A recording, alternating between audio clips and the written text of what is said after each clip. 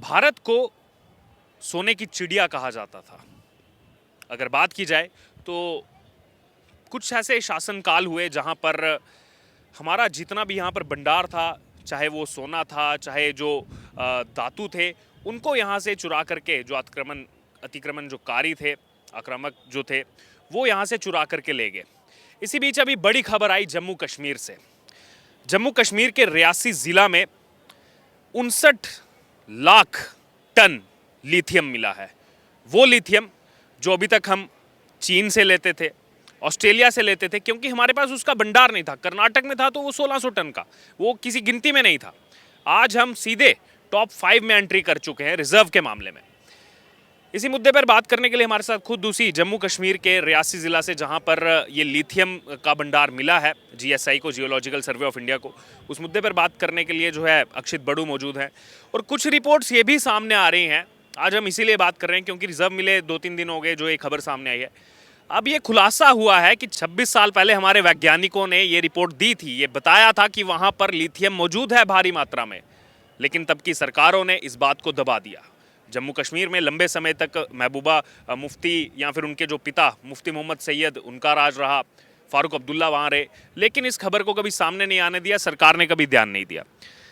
आज जो है यहाँ पर खनन मंत्रालय की तरफ से ये घोषणा होती है कि पहली बार इतना बड़ा भंडार मिला है लिथियम में।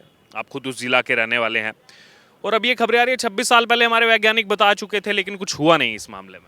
जी अर्जुन जी, धन्यवाद, आपने एक मौका दिया अपना विषय रखने के लिए। सबसे पहले तो अपना राष्ट्रीय मीडिया के बीच में ये विषय क्लियर जाना चाहिए कि जो लिथियम का रिज़र्व मिला है वो रियासी ज़िला में है और रियासी ज़िला जम्मू डिवीज़न में है। तो ये मीडिया जो नेशनल मीडिया पूरे पुरजोर रूप से चला रहा है जी, कश्मीर में लिथियम, कश्मीर में लिथियम, तो उसको ठीक करने का समय आज है। जम्मू के रियासी ज़िला में लिथियम का रिज़र्व मिला है। अगर बात की जाए यहाँ पर तो 26 साल पहले जैसा बताया जा रहा है, साइंटिस्ट ने बता दिया था इस बारे में, क्योंकि इतनी बड़ी मात्रा में ये रिज़र्व मिला है। अगर तब से इसकी शुरुआत होती तो आज ना जाने देश कहाँ पहुँच जाता। लेकिन किसको दोषी ठहराएंगे इसका जो कुछ हो नहीं पाया? आज जा करके जो है सरकारों को ये सब काम करना पड़ा। देखिए, दिल्ली के बीच में अभी हम खड़े हैं, दिल्ली के बीच में पर्यावरण एक बहुत बड़ी समस्या है। दिल्ली के बीच में पर्यावरण का मुख्य कारण जो है वो गाड़ियों से निकलने वाला धुआं, कंस्ट्रक्शन का मटेरियल है। अगर आज से 26 साल पहले जैसा रिपोर्ट्स अभी सामने आ रही हैं, उस टाइम पे अगर ये हमें भनक थी कि उस क्षेत्र में लिथियम के रिजर्व्स हैं, हमने उस समय अगर कार्य करना शुरू किया होता तो आज देश के बीच में इलेक्ट्रॉनिक कार्स की संख्या आज जितनी है उससे कई गुना ज़्यादा संख्याएँ होती, जिसका अल्टीमेट परिणाम ये होता कि दिल्ली के बीच में, बेंगलोर के बीच में, इन महानगरों के बीच में, मेट्रोपॉलिटन सिटीज़ के बीच में जो हम पॉल्यूशन देखते हैं तो वो पॉल्यूशन में घाटा होता। तो ये 26 साल का जो अंतराल आया है, ये ना केवल जम्मू की जनता के साथ नाइंसाफ़ी है, जम्मू की जनता के साथ बेइंसाफ़ है, ये अभी तो पूरे देश, पूरी दुनिया के साथ नाइंसाफ़ी है कि 26 साल पहले जो सरकार वहाँ थी उस सरकार ने मंशा नहीं रखी। उस सरकार की ये क्लियर मंशा थी कि जम्मू में कोई चीज़ मिले, जम्मू की डेवलपमेंट उससे हो। जैसे आप जानते हैं, आज से कई साल पहले जब उसी क्षेत्र में सलाल डैम बना तो वहाँ के आसपास के एरिया में कितनी डेवलपमेंट हुई, अरनास में कितनी डेवलपमेंट हुई, ज्योतिपुरम में कितनी डेवलपमेंट हुई, सलाल में खुद में कितनी डेवलपमेंट हुई, जनता को कितनी राहत मिली।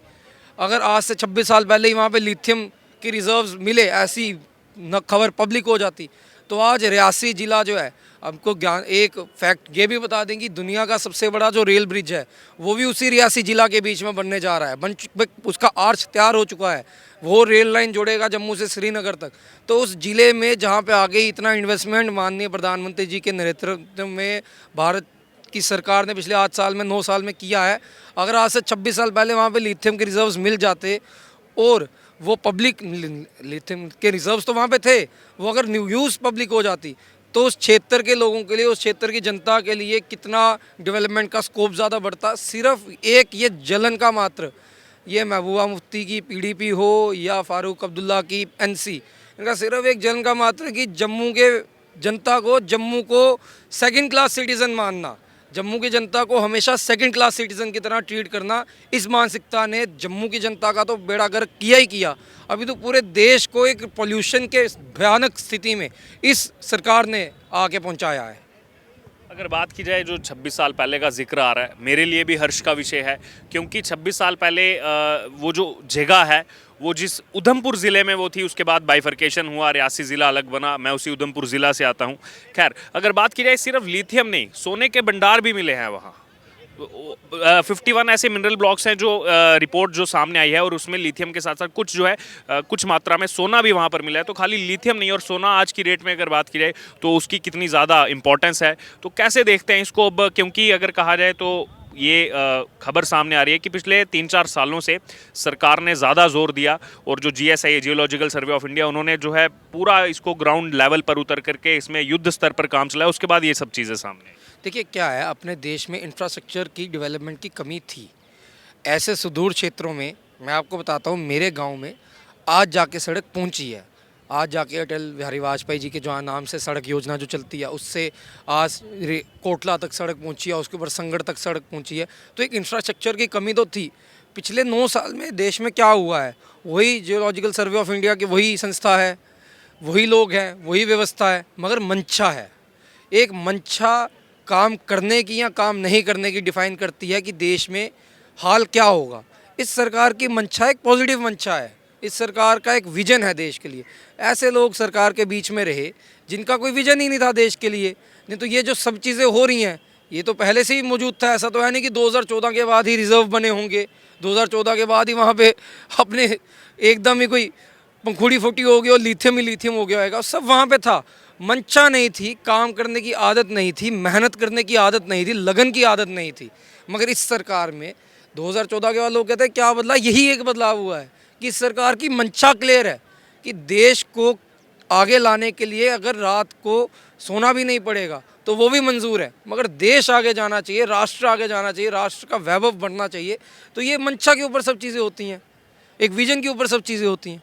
वहीं दूसरी तरफ देखा जाए, अब दो पड़ोसी मुल्क हैं हमारे, चीन और पाकिस्तान, दोनों बौखलाए हुए हैं। चीन क्योंकि 80% लिथियम तो वहाँ से आता था।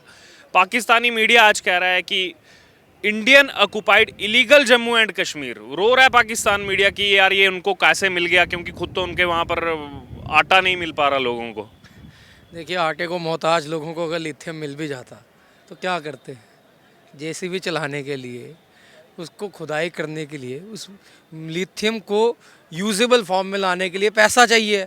कटोरा लेके किसके पास जाते भैया? चाइना के पास जाते। तो चाइना तो अपना हक मारता। और दूसरी बात ऐसा है, आपने जो हमारा पीओके ऑक्यूपाई करके रखा है, उसके बीच में रिजर्व्स हैं, मिनरल्स हैं, तो आपने हमारा हक मारा है। कुछ दूर की बात नहीं है, बहुत कुछ सालों की बात रही है। It's a matter of few years कि जब वो गिलगित बाल्टिस्तान का एरिया भी वापस भारत अपने पास विलय करेगा, असली भारत जोड़ो यात्रा वहाँ संपन्न होगी। और जब भारत का तिरंगा गिलगित में फतेह होगा, तब मिर्ची तो असली तब लगेगी पाकिस्तान को, क्योंकि असली मिनरल्स तो वहाँ पे भी हैं। एक कंसेप्ट है कि जो चीज़ अच्छी दिखती है वो अपने पास ले लो, यही कंसेप्ट मारे जा रहा है। वहीं दूसरी तरफ अगर देखा जाए तो जो कश्मीरी नेता हर बात पर बयान देते हैं, अभी बुलडोज़र जो कार्रवाई चल रही है उस पर बड़ी बड़ी बातें कर रहे हैं, इसको लेकर कुछ नहीं बोल रहे। आतंकवादी जो है वो भी अब इसको लेकर के धमकी आई है उनकी, जो जैश सपोर्टेड, जैश बैकग्राउंड के कुछ मिलिटेंट ग्रुप है, उन्होंने कहा है कि अगर यहाँ पर जो है माइनिंग शुरू की गई यहाँ पर कुछ कंपनीज़ की तरफ से, तो हम जो है आकर के हमला कर देंगे वहाँ पर।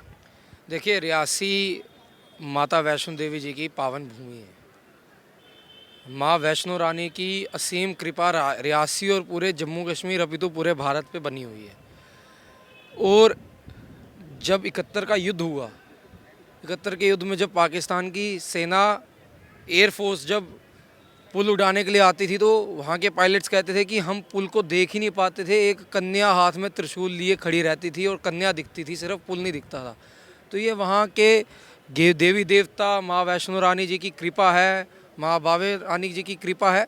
और ये कहने की बात है, आज सरकार जो है पिछले 8 साल में 1-2 छुटपुट घटनाओं को अगर हम छोड़ दे, जो नहीं होनी चाहिए थी वो भी टाली जानी चाहिए थी, परंतु 2008 जैसा जो भयानक हमने मंजर देखा ताज में, या हमने जो सीरियल बॉम्बिंग देखी पूरे देश में अलग अलग महानगरों में, पिछले 8 साल 9 साल में उस चीज़ में कमी आई है। कमी इसलिए आई है, हमारे पास एजेंसीज आज पहले भी थी, आज भी हैं।